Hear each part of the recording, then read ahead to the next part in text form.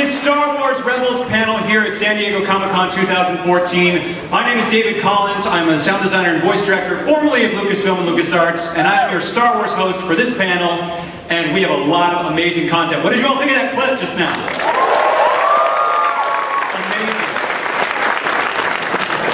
Amazing. Incredible. We have a lot of exclusive content here to show you, and we have a lot of special guests. I don't want to waste any time because we just have a smorgasbord of incredible people to fill up this table. So without any further ado, please join me in giving a very warm San Diego Comic-Con welcome to executive producers Dave Filoni and Simon Kinberg, and cast members Freddie Prinze Jr., Melissa Mason, Stuart Brown, and Steve Seagal.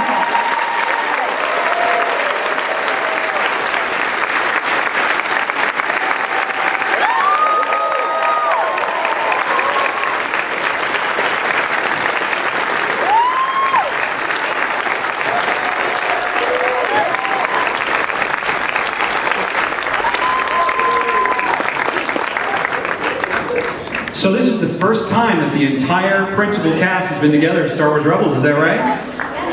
How's it feel, guys? Yeah, it's pretty great. I'll take a little video. Give it up for the band!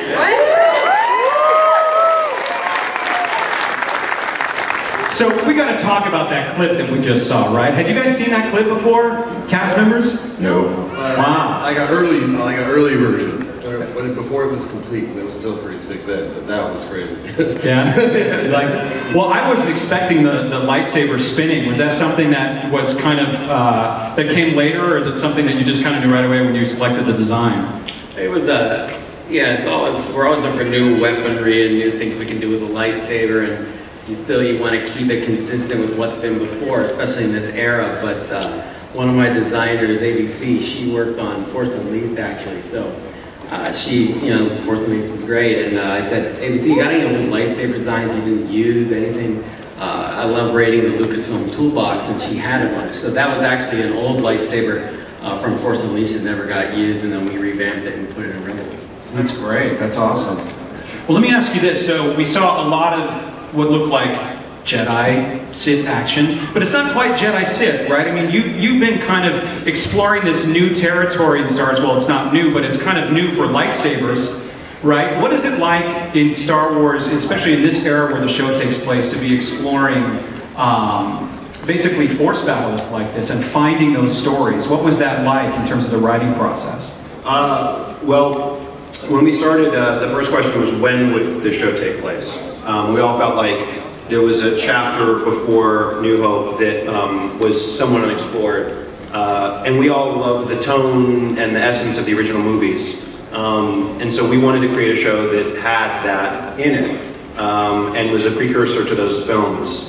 So that was the first decision we made, was that it was going to be pre-New Hope and really be the origin of the Rebels, of the Rebel Alliance. And so that gave us a lot of freedom in terms of Sith and Jedi and Force abilities and trying some things that even the movies haven't done yet.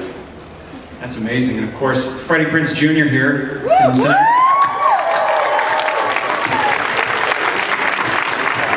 Now, when you're recording this, do you pretend to hold a lightsaber? Is that kind of an occupational hazard that you have? No, he'll attest it. I actually do, yeah. I can't help it. You just, when there's a force push, you can't really help it. I grew up on this. The scar on my chin is because I played Star Wars and it hit the ground before I did and stabbed me in the face and my chin fell out, basically. So, I definitely do. I think a lot of voice actors probably do, but thanks for blowing me up like that. Who's the biggest Star Wars fan in the cast? You guys? Vanessa Marshall. So the first time you see that clip, I mean, the Inquisitor is so striking. I mean, he's from Utapau, is that right? He's in Utapau. Dave, is that right? Yeah, Palman, yeah. Yeah. Oh, that's what he is. I'm not going to get too into that. Oh, you're not going to get into it, okay. Keep the mystery? Yeah. You almost saw a force choke, right? Better for it. Well, that's cool. I mean, so in terms of lightsaber fights, are we going to see a lot of that kind of stuff? Is it kind of something that you just kind of reserve for special moments, or? I tend to think that, in this part of the timeline where we are, when you look at A New Hope, Empire, I mean, they're pivotal lightsaber fights. They're meaningful to the characters. So it's not like what we were doing in Clone Wars, where there's every episode you're going to see the lightsaber coming on. In fact, in this time period, the Jedi are the ones that are left are completely hiding. They don't want to be out in the open. Kanan doesn't want to be out in the open. So it doesn't mean the Force has gone away. It just means things are really very far out of balance, favoring the dark side. But kids are still being born that can use the Force, and evil is everywhere. So what happens to all these people that are out there that are intuitive with the life force that way? And so I think always part of our story is explaining a bit of that side of things that doesn't have anything to do with Luke at all, because he's something completely different. And the lightsaber fights then are kind of held back so that when we do them, they're for a pivotal point in our character's development. That's great, and I wanted to ask you too about Ezra in that clip. Of course, we have Ezra Taylor Gray right over here. Yes. We talked a little bit about the relationship that Ezra has with the other characters. We saw him there with Kanan. What's that relationship like, and what is your relationship with the rest of the crew of the show? Well, with Kanan's sort of his master and the one he looks up to and defers to. But at the beginning of the series, Ezra meets the rebel crew and at first isn't sure about them and doesn't want to join their forces. But as we've seen, they become close, and that's what the show follows. But at first he's a little standoffish and likes to do things on his own, but as it progresses, he gets close to each one of them, and it's pretty fun. That's great. Well, what about do you have a relationship with Zeb? Steve Bloom over there? You may have heard Steve Bloom in a few, everything. Every voice ever. I've done a couple of things. One or two. Well, I understand we have like a friendly relationship between Zeb and Ezra. Like you guys have some scenes together. Well, it is now. Didn't start out that way necessarily. I mean, he's a punk kid. You'll see. So there's some animosity there at the top, or like I can't reveal that. Oh, right? I'm just putting hints out there. You guys have to do the research. But nobody that watches Star Wars stuff does research on this, right? Well, I understand that we have a clip. I guess so, yeah. Do we have a clip? I'm sure we do. It's always better to watch this stuff and try and describe it, so why don't we just do that? You guys want to see some more Star Wars Rebels?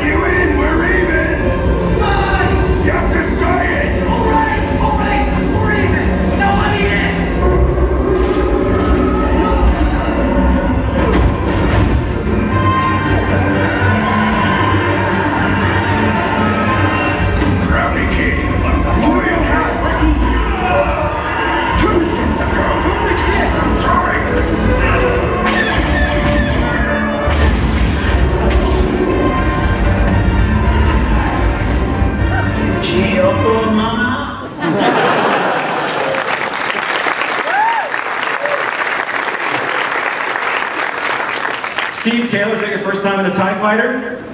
Yeah. It's the first time for everything.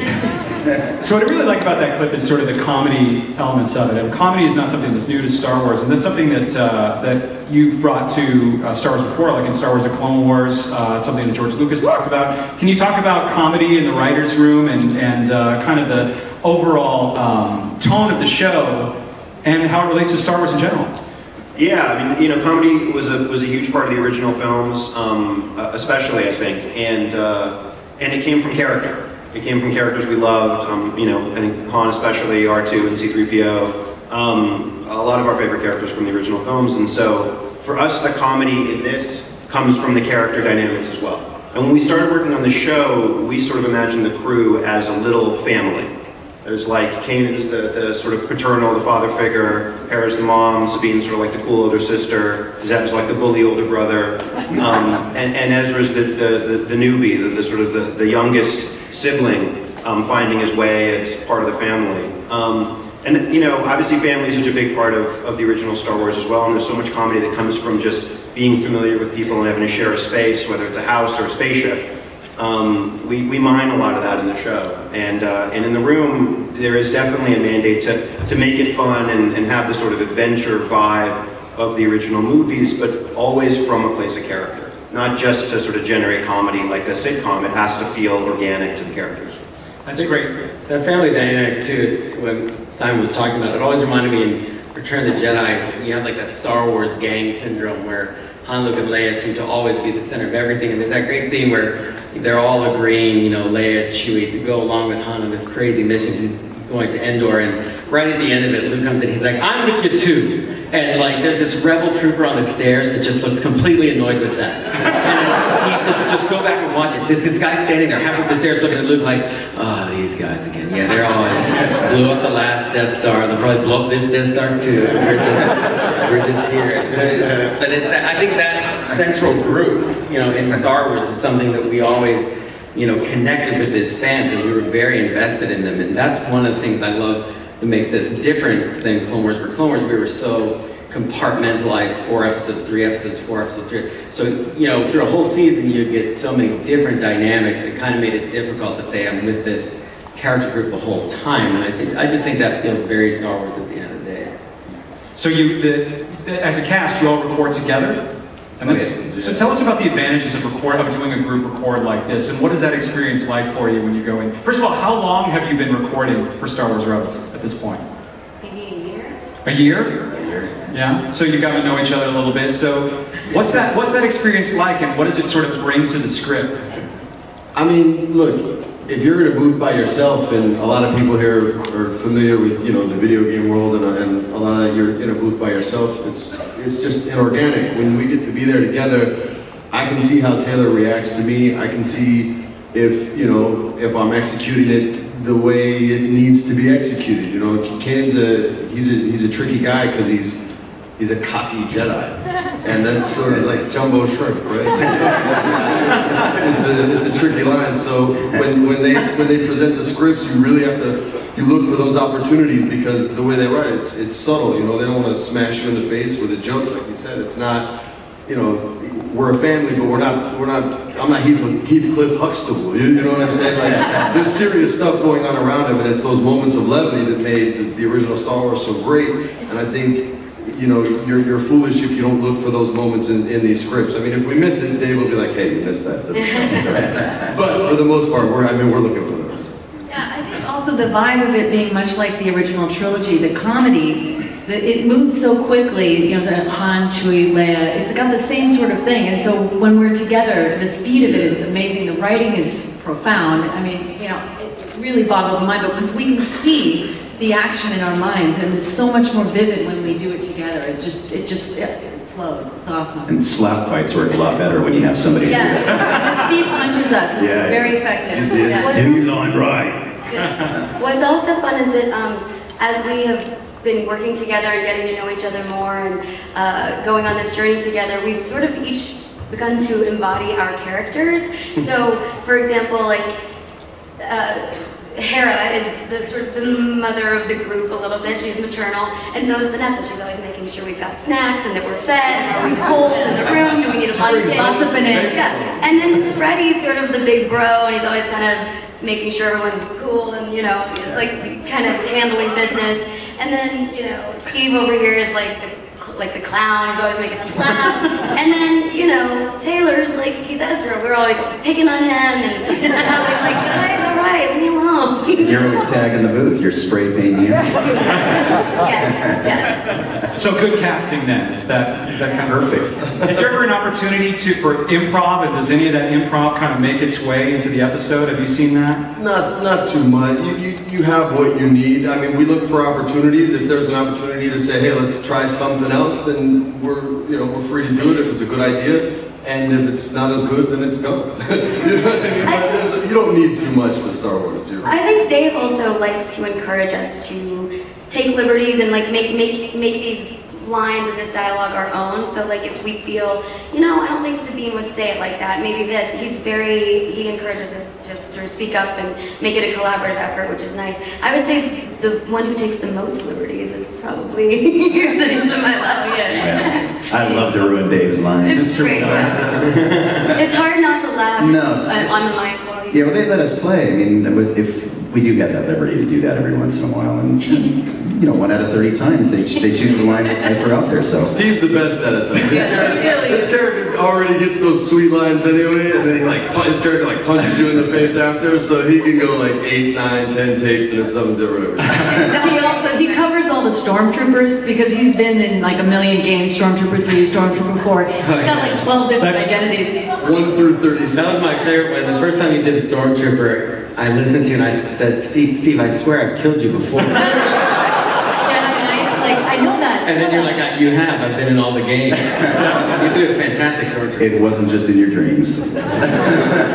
Thousands of Stormtrooper screams recorded over the years. Yeah, the sounds that he's able to make, it's kind of unsettling. How do you want him to how do you want him to die? How do you want him to be like a sword through the stomach? It's all different sounds, and they're always different and very Well, impressive. there's a difference if there's blood in the throat or blood in the abdomen. Everyone knows that. Differentiate that, it's important. Yeah, The fluids are rolling around in the helmets of the stormtroopers, you gotta know what's in there. We had to do a bunch of sounds, sort of a library for them of okay, you're being punched in the eye, you're being punched in the stomach, you're being gutted with a fish hook, whatever. Electrocuted a little bit. Yeah, we let Steve go first to delineate, when your duodenum is being split in two, this is your spleen. I mean, This is how it was Is it done. the front or from the back? Yeah, 'Cause we just did everything he did. We followed his lead. So. These are very important details when you're putting together Yes. Star Wars, Star Wars. Yes. So we were talking a little bit about comedy and seriousness. So it strikes me that when you pull out a lightsaber, when Kanan pulls out a lightsaber in this time period, that's a big deal. There's consequence there, right? So the comedy kind of gives us a bit of a brief respite from all of the drama, right? I mean, you guys talk a lot about the drama. I know that Dave has talked about Star Wars, in public, and when he does, the room just goes silent. Do you experience that in the recording studio as well? I mean, before we start each episode, we all get in the room and Dave comes in and addresses his soldier. And sort of breaks down where we're at in the world, what's going on in this episode, what the worlds are like, from the people there to the atmosphere on the planet. I mean, you get so much information and so many details, and we reinforce it throughout the session. But he sort of paints the picture and sets up the world that we follow. And it's not, again, if you don't understand the Star Wars world, and the first time you hear it, it's like, being in Greece and being one of us. You're like, what? Oh, Rodian? Okay. By episode 5, 6, we're speaking Rodian. So it's good. We get a good setup before each episode. Well, in this time period, you get to deal with stormtroopers, TIE fighters. You did a video a while back where you had the toy of the TIE fighter, the original classic TIE fighter. What was it like realizing that and bringing that to that clip that we just saw? Was that kind of a dream realized for you, even after all these years? Yeah, it's weird. We worked, Killian Plunkett and I, almost the last decade on Star Wars and Clone Wars, and I love that era. I love the prequel era. I love all the Jedi, everything that comes with it. But when he and I sat down and we drew stormtroopers one day and TIE fighters, we just, at the end of the day, just sat there and looked at the paper, and I was like, we're drawing stormtroopers. And he's like, yeah. But he said it in that cool accent he has. And I was like, we've never done that. And even though we did clones, which are so similar, there's just something about what you grew up with. Whatever your contact point, I think, is with Star Wars, that sticks with you. So I think for, those of us you know, the older fans on the group, it's really special to see these things coming to life again. You know, I hadn't seen a Star Destroyer in a new shot. The first time I'd seen one in a long time was the updated Star Tours ride. You know, and now we did the Ralph McQuarrie version for Rebels. All of our vehicles are more leaning towards the Ralph McQuarrie version of everything that he's a developer.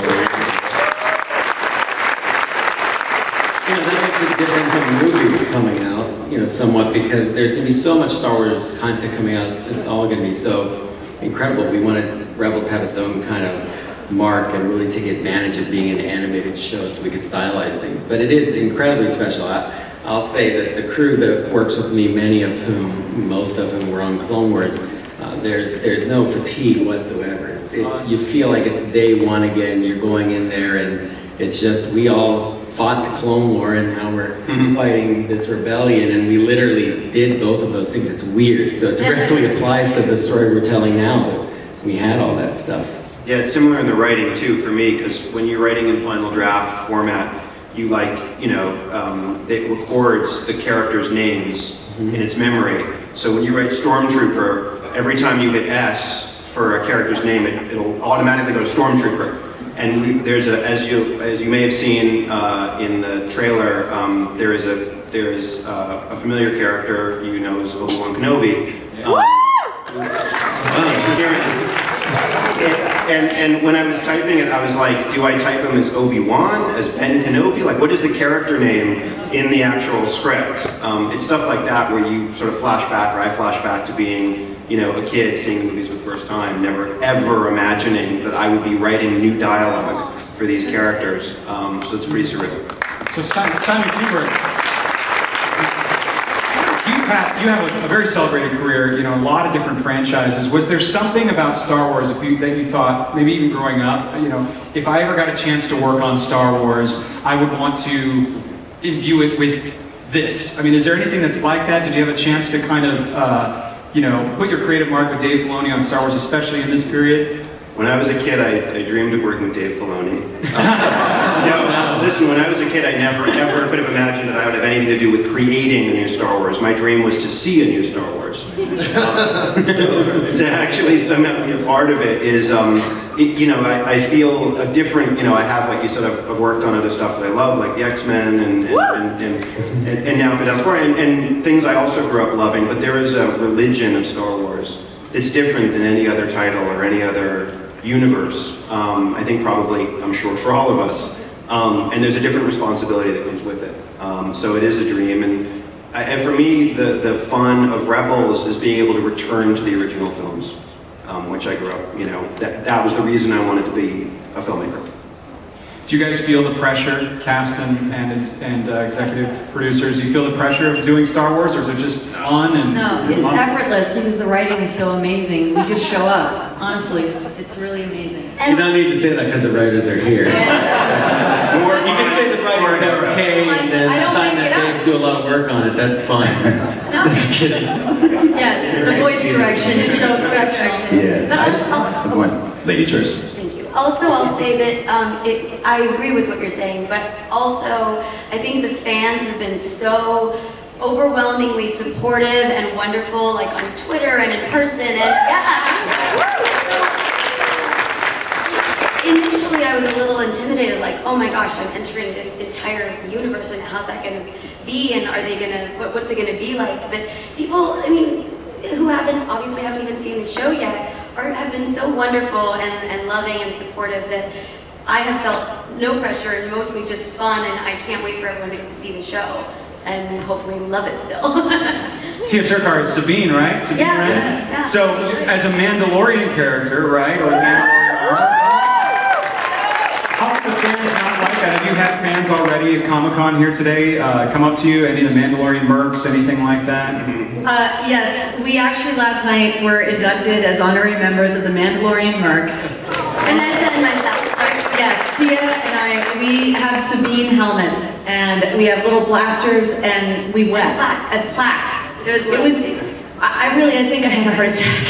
I thought Vanessa was going to need medication. Yeah. I could barely stand and walk. But it was really cool. Yeah, people have been amazing. I've been getting tweets and messages in Mando, so I'm trying to learn as quickly as possible. Yeah, it's easy. It's easy. I'm doing my but it's been amazing. People have been so wonderful. I can't wait for everyone to see the show. And Tia, you and Vanessa have scenes together. Can you talk about the dynamic between Sabine and Hera a little bit, and what that relationship is like? Yeah, I think it's nice. We're the only two chicks on the crew, and we have sort of like an older sister, younger sister relationship. And I think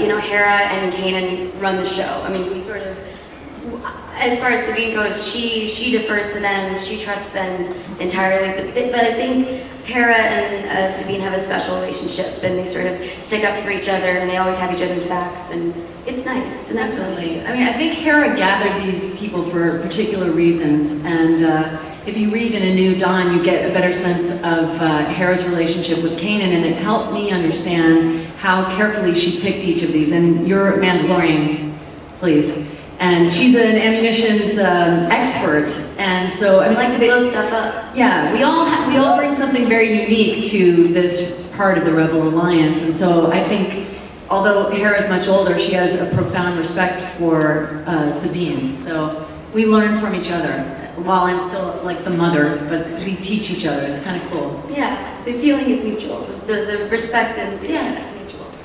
I hear we have a clip. Of Sabine and Hera. Anything you want to say about the clip before we roll? No, it's really exciting to have these, you know, women characters. It's a strong aspect Star Wars has always had. Starting with Princess Leia, and she was decidedly different than anything I had seen as a kid, and I think we need to keep that alive. You know, we did it with Ahsoka. We're just going to probably continue that with YouTube, and you got your action figures, which is pretty awesome too. Yeah. So let's watch the clip and see them in action.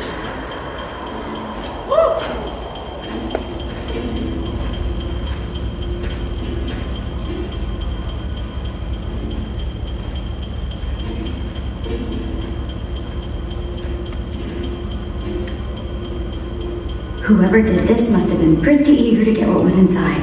Too eager to just flip the latch and open them? Who would?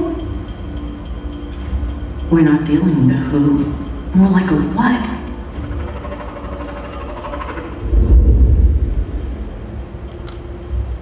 That's comforting. You don't happen to know why this base was abandoned? I'm starting to have my suspicions.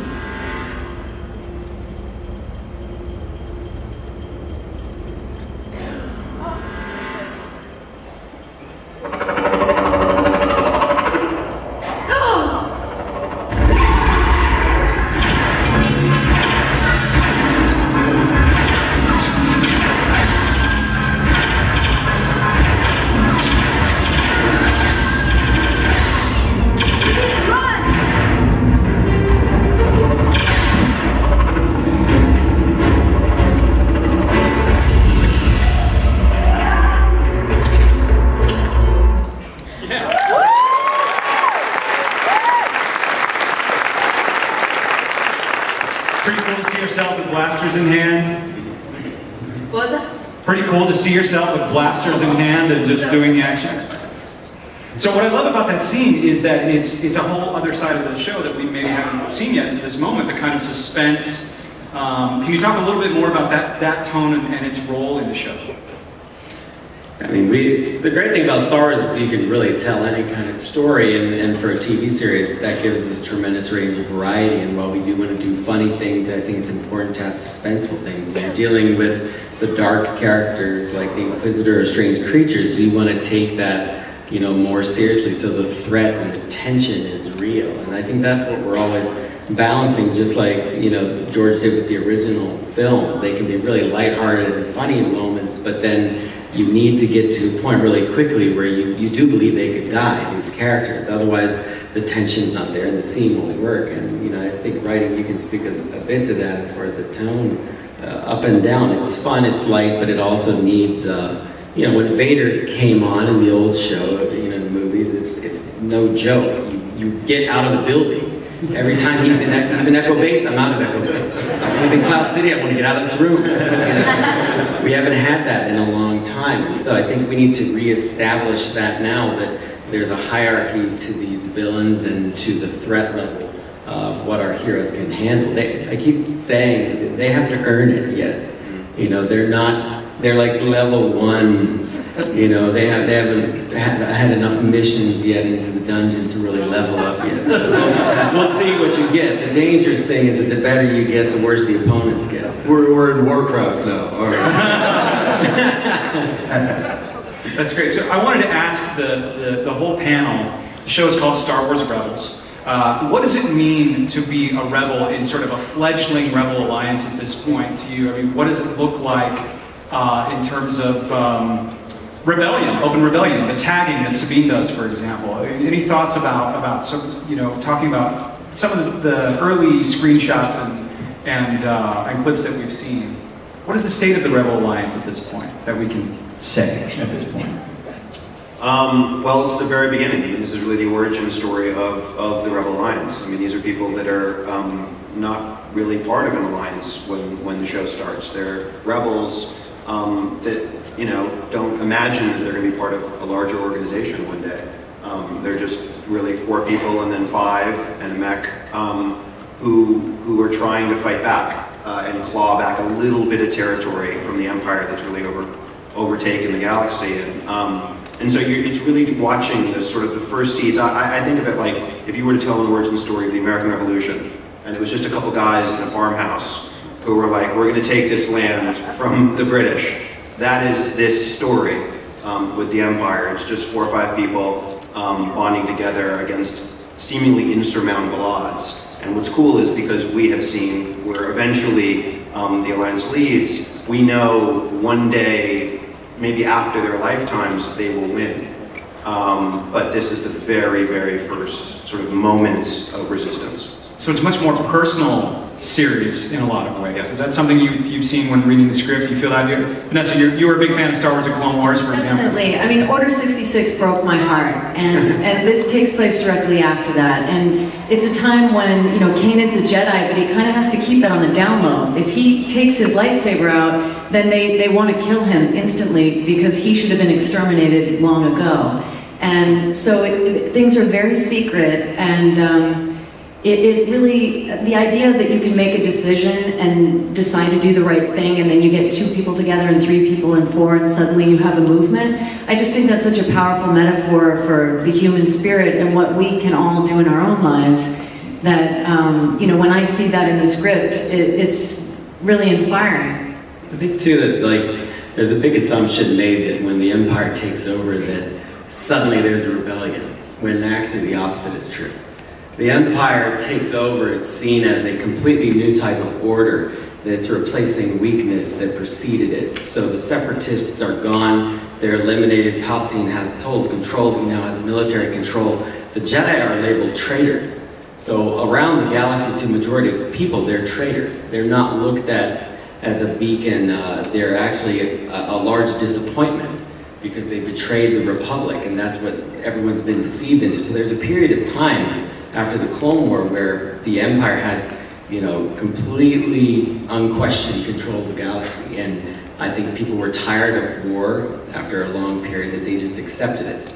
And that's the wrong way to go when oppression is happening and dark deeds occur in that kind of lax, you know, political environment. So, you know, that can give you a little bit of and that's not just like pillow talk to service. Like you see, it's pre-rebellion, so you actually see in the episodes people, not us, people getting abused and manipulated by the rebellion, and so you have a reason to hate them. And our team gets to witness this and see this, and you kind of see the little bit of good they do. So you get to, I mean, the short of it is you get to see the reason why someone would want to stand up and fight. It's not just, hey man, these guys are bad guys. You actually have scenes where you see them doing ill towards, you know, innocent people just trying to make a yogi. Yeah. And actually, each of these characters that form the Ghost Crew have joined this rebellion for very specific reasons that are different from each other. So, and we don't even really know the full stories yet. I don't know if they probably know the full stories, but they haven't told us. Sure they do. Yeah. Like, for example, for Sabine, I know a little bit, and it's it's pretty incredible. It's heavy stuff, it's serious stuff, and it's very real. I mean, and so I think as this show goes on and as these stories unfold, you'll get to see why each of these characters has come to join this crew and why they feel so passionately pro-rebellion and anti-establishment, anti-empire. And it's pretty interesting, I think. And while the ideas are so grand and that all sounds lovely, at the end of the day, we're trying to get food and gas, you know, and it's like, what are we gonna do, guys? You know, so there's a little bit of an element of like this dysfunctional family, you know, kicking each other like, shut up, you know, and that sort of brings levity to what is essentially a genocide that's occurring. We've got nothing better to do, honestly. You know, there's really nothing left to lose for I think we'll find. That's right. And that bonds people together. Freddie Prinze Jr., I wanted to ask you, it's funny, I'm calling you your full name because I don't know. Mr. Weird. Prinze Jr. Fred. Say Fred. So I wanted to ask you about your character. I mean, just now when you were talking about seeing those injustices, you know, I could see you get kind of fired up. Is Kane is there a fiery side to him? I mean, what's that character like? What kind of motivates him to finally, you know, take out the lightsaber? Look, there's a lot of stuff that I just can't say. Or the force trick from Lucas was into the room and slaying it. But yeah, I mean, going back to something you said earlier, I feel a lot of pressure. It's, you know, I was born and raised on this. It was, like I said, I have a scar from it. I said, may the force be with you as many times as I said, hey, in the 5th grade. It's just, so for me, it's a lot of pressure. If you're gonna be a Jedi, there's a lot that goes into that. You know, my grandfather was pretty cool. He would let me watch these old samurai movies, and on Sundays after these westerns, he called them Gold Burgers. They always had Clint Eastwood. And he'd always let me watch the samurai movies, even though they were really, really violent. And I try to bring a lot of, and I've had passion for those movies ever since. I try to bring a lot of that mentality to Kanan. So he's incredibly disciplined, as any Jedi would be. But because because of there's so much I can't say. Because a part of his life was sort of cut short and taken away from him. There's gonna be an adolescent dark side, because that's about the age when it happened to him. And so a certain part of him stopped growing emotionally, physically, within the powers of the Force. And that's going to be something that he struggles with. And it's, to go back to your original question, you know, that would be the darker side that kind of gets fired up, that you have to keep in check. Fortunately, he has Ezra, who has no control, no discipline. He does whatever he wants, whenever he wants, and he can sort of learn by doing. He can sort of, learn by teaching, I guess, is a better way to say it. And so everything that he would want to control within himself, he kind of puts on this kid. And at times it's too much, because he's not equipped to be maybe the best teacher in the world. It's going to take time for him to learn how to do that. And you're going to learn that, you know, he has limitations as far as patience goes. Maybe he loses it at times, and he doesn't take things as seriously. Sabine complains to him a lot, and he tells her to relax, whatever. And he kind of has some attitude to him sometimes. So like I said earlier, there's a fine line, because you want to portray a Jedi perfectly, right? Especially with this, because if you mess up, there's no cage. It's not like a wrestling match in Puerto Rico where they keep the cage to protect the wrestlers. But you know what I mean? So you can't mess up the Jedi. So I work really, really hard on it. I take it very seriously. I put a lot of pressure on myself, and I try to make sure I give these guys what they want. And if not, then you know, I do it again until I get it right. Well, I know I'm incredibly excited. You guys, I mean, I cannot wait for this show to open, and the clips that we've seen of you so far are just awesome. That clip with you and Ezra was so interesting, is to kind of see the beginning of a dynamic. You know, this is all so new to us. I wanted to ask a little bit more about Ezra's character, Taylor.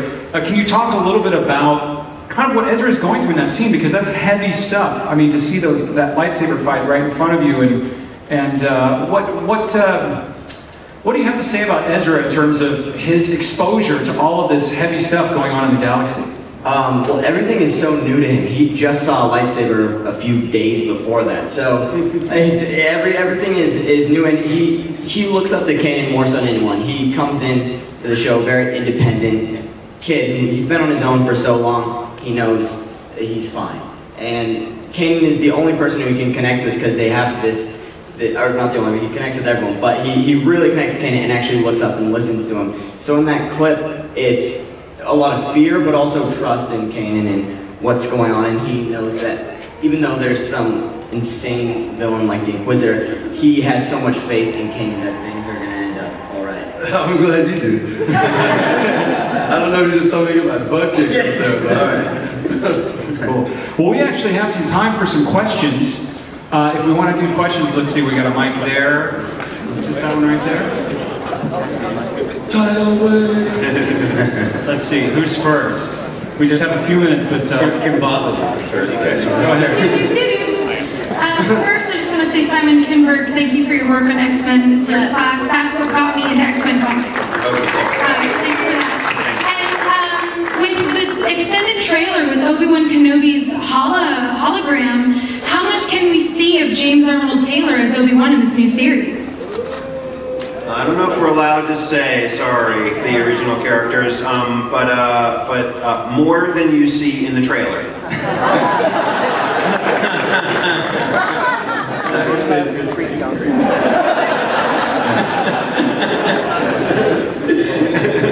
That's right. Earlier in the interview, Freddie explained how he liked Star Wars and how it affected him in the early on.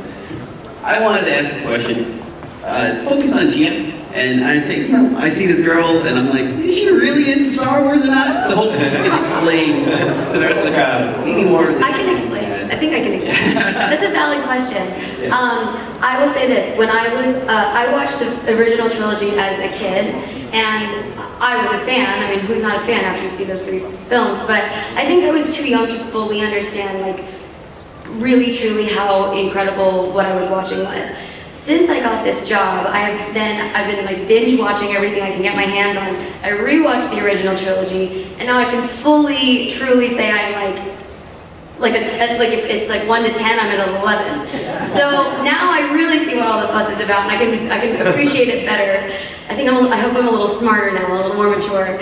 And then now that, you know, Clone Wars is on Netflix, I've been like binge watching, not only because I think I should, but because I want to, because I'm like totally into it now. So I cannot claim to be like a lifelong fan like Vanessa and Freddie who have grown up with it, but it was sort of always in my life. I'd seen it, but now that I'm like involved, I'm all in, and I want to soak up as much as I can.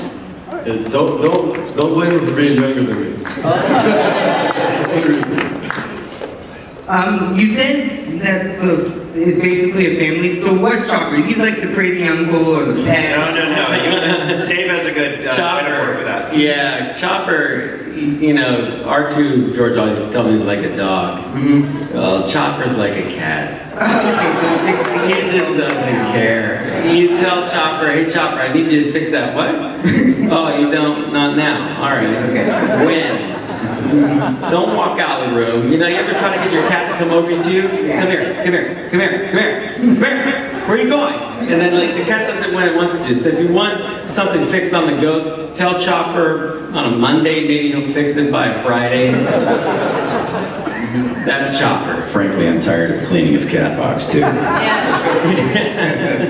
We get to actually in the script see what the beeps really mean. The writers sometimes have a lot of fun with that, so we're the only ones that get to see them. Does anyone read that across from you, or what's it like reading a scene with Chopper? Is it just like talking to a coffee You're mug? talking to yourself, and if you're lucky, you can sort of read what Chopper's really saying, and you just have to imagine. Mars is anything, so it doesn't matter. We get Steve to do it.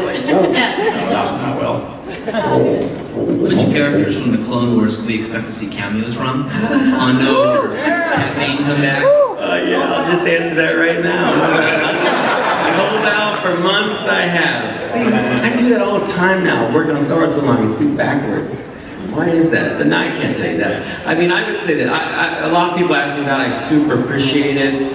The crew I work with, the Spring Clone Wars, we always appreciate that because I think it means that you guys liked it enough, you'd like to see those characters again. That means a ton to me. All I can say is that, let's be honest, it would probably be insane for me to have, helped create that show and for absolutely nobody to show up. But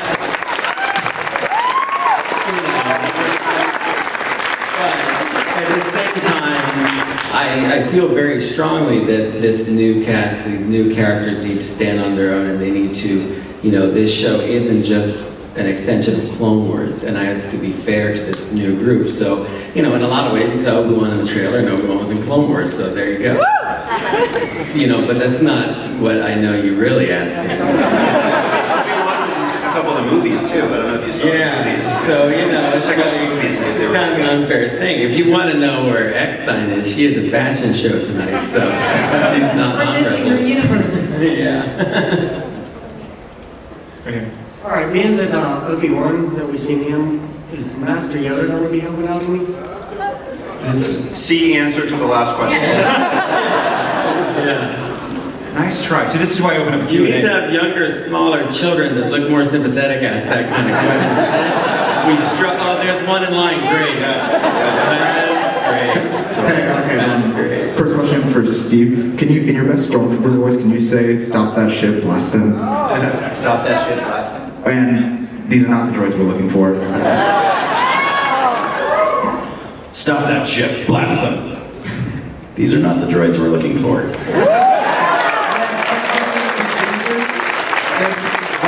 I understand that, since a lot of expanded universe is put on the chopping block, are you guys using any of that in, your writing at all? So, the design for Sabine's armor from Mandalorian and stuff like that? Are you drawing from any of that? Because, the origin of the rebellion's been expanded upon a lot in the universe, so...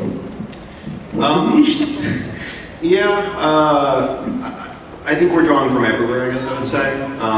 But most of the show is Ralph's art, the sort of tone and essence of the original movies, and then something completely new and different. I mean, I have a 5 and a 9-year-old son, or I have 2 sons, they're 5 and 9. It'd be amazing if I was 5 and 9, but at any rate, for especially my 5-year-old and his friends, and this will be the point of entry for Star Wars, other than, bed sheets and action figures. So, we want, the intention is for everyone, especially the next generation of Star Wars fans, to fall in love with this cast of characters the way we fell in love with Han and Leia and Luke, and the recent generation fell in love with Clone Wars characters. They, I believe, can stand alongside any of the great Star Wars characters.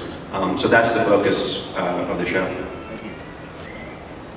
Hi, very excited for the new series, but I was wondering if you guys do have more cameos from characters from the Clone Wars, would you be at all interested in bringing back the original voice actors? Oh, yeah, that would make perfect sense. Yeah. I mean, that goes without saying, and I guess you're one of their agents, but there you go, again. There you go. It's getting hard. You're breaking me down over the years, guys. We're going on 10 years, and pretty soon I'll just come to these and be like, yes, the answer is this, and that person is in episode 5, and that's all you need to know. Hi, so Ahsoka. Okay. I was reading a Star Wars official concept art book, and there was a page in there that was of Tusken Raiders that never made it into the Clone Wars. So my question is, how expansive is Rebels? Are we going to see Tusken Raiders on Tatooine? Is it a more contained story than Clone Wars, or what? Yeah, it's more contained. I mean, again, I think that that's part of our storytelling that's different on this show. It's reasonable to think that, we have a TV series and we want to be in one kind of system, local system for the most part, and really get to know these characters in these locations where, in Clone Wars, every couple of weeks we had to build entirely new civilizations. We built the entire Mon Cala civilization and used it in 4 episodes. That was it. And then we actually never went back there again. And it was great, and, as a filmmaker to do that, but I can tell you, the production staff, it was incredibly taxing, exhausting on them, because you want to build stuff in a CG series and build upon it. So the nice thing, I think, that what works well for us in this show is we start out, things start out a little bit simple so you understand this world and where we are, and then it builds and builds, and it kind of works with the flow of the story that way, so it's bigger in scale by the end. Thank you all for coming. I can tell from watching this footage that the Force is truly with all of you. Thank you. Thanks. Appreciate it. Simon, do you like any of these characters enough that maybe someday some of them could cross over into the live-action spin-off films?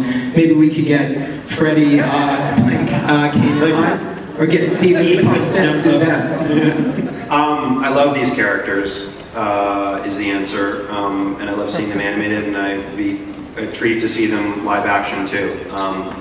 Certainly in the new Lucasfilm, there's a lot of synergy between you know, the live action side and different movies and animation as well.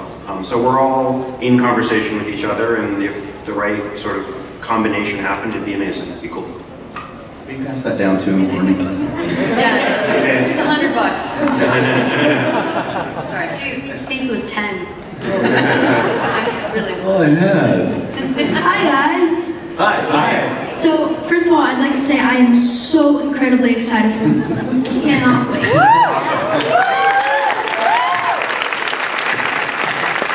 So I'm pretty sure Dave is going to give the same answer to me. But I'm going to give it a shot anyway.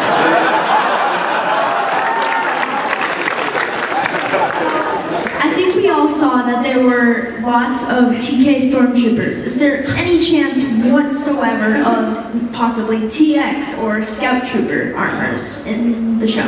Wow. You're a stud. You are hired. Yeah, they're the most dangerous. Those kids, not the stormtroopers. One thing I loved growing up watching Star Wars was that when you went to see each movie, you know, a big reason you went to see was what was new. We didn't have walkers in the first movie, then we got walkers, and with that came snow troopers and AT-AT drivers. My favorite trooper is an AT-AT driver. You know, TIE pilots were different than the regular stormtroopers. I think there's such a fun thing when you see new episodes and new things and you get new types of armor for these guys to wear. I mean, there's an entire, you know, division globally of 501st guys that specialize in remaking all that. So I've always seen it as part of my duty to create new armors for these guys to build, especially after they just finished making a new one and want to wear it and make a new one, so they then have to make that one and then they complain about it.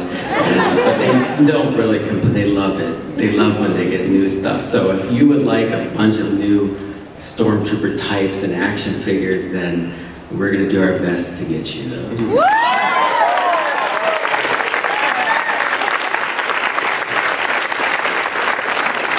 Just wear you down. Just wear you down. They wear me down, David. Yeah. They wear me down. Good job. Congratulations. Right here. In the prequels and in Clone Wars, they all show Coruscant and Lunch worlds that weren't in the original movies. Are you going to keep them separated and have Coruscant like be only in the pre-era, and you're not going to show them like the worlds we saw in the Clone Wars and the prequels are going to be separated with the Rebels is going to be like the same worlds we saw in the original series and not going to show Coruscant and stuff like that? You know, to me it's just one big galaxy. We could really go to any of these planets. Coruscant is always a very, very, very, very difficult planet to produce because of its scale, its buildings, the population there. So there are a lot of things that when you're making a movie you have to consider beyond just would it be exciting to go there. But to me, you know, I don't like to think just, you know, prequels, Clone Wars, the original trilogy. It's just Star Wars. And in Star Wars we can go anywhere.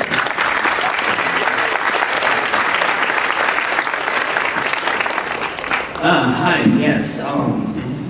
You were saying that at the start of the show, it was more the Empire is young and everybody's accepting them. But is it possible, like when the seasons go on, the rebellion goes on beyond these 5 ragtag rebels, you know? Yeah, it's possible. I think, yeah, in A New Hope, it seemed to get a lot bigger. It's just these 5 guys, but yeah. Zeb's hoping to find a girlfriend. Go ahead, right. I have so many questions because I'm so damn excited. But I'm just going to pare it down to one. And it's basically, what's it like working with Greg Wiseman, Mr. Clone? Greg is great. I mean, bottom line, we couldn't have gotten off the ground and got this done without Greg. Greg deserves a big round of applause.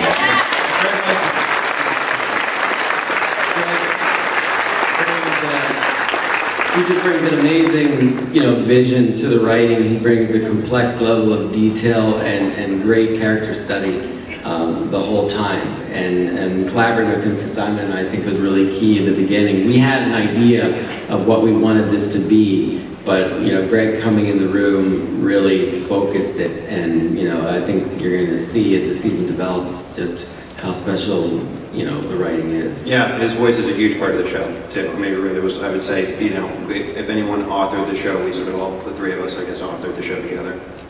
And he's a lovely person to boot. That's wonderful. So we're coming towards the end. We still have something special, but we have time for one more question. So right here. Look at Ezra, how disappointed he is. Ezra's got a question. Go ahead, buddy. So Dave, what was your favorite season, making and why, of the Clone Wars? Ooh, my favorite season? It's always hard to say, but we always improved so greatly one season to the next. I always tended to favor the last season. I don't go back and watch it a lot. I have so many memories wrapped up in it, and I have a lot of business to get to now. I'm thankful I have a lot of the core crew with me still making this show that we just couldn't do without any of them. They're so important to this process. But I have, if there's an episode I go back and watch, I watch the 2 episodes when Ahsoka meets Chewbacca. I love those episodes, partly because I got to meet Peter Mayhew and spend a nice deal of time with him, and he's a fantastic person. And I watched her finale when she goes out. That character is very important to me, something that George and I created together. And I think we really, from where she started out in the film Clone Wars to where she ended up, it was just a really fun character to make. So that's what I tend to watch, and I think it represents those episodes, the best work that my crew did, and I can never separate the storytelling from the people that helped make it. So.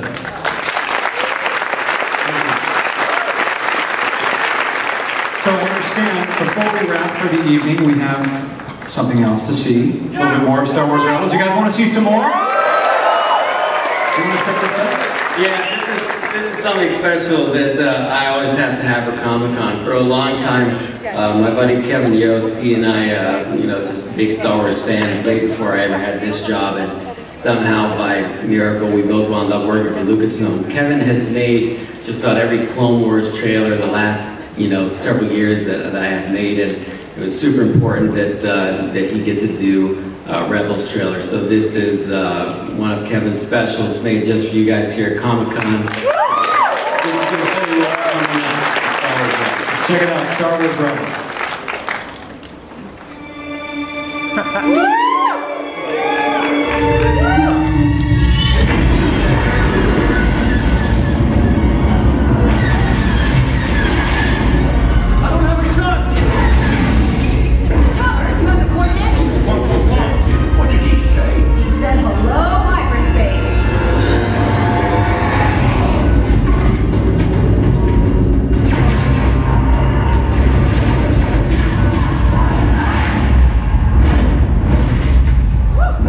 Quiet life. Jedi Master Luminara and Julie is still in prison somewhere in the Stygian system. We can't pass this up. Good luck.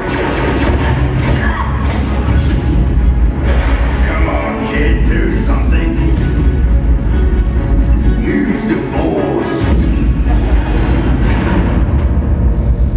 Ezra, your formal Jedi training starts tomorrow.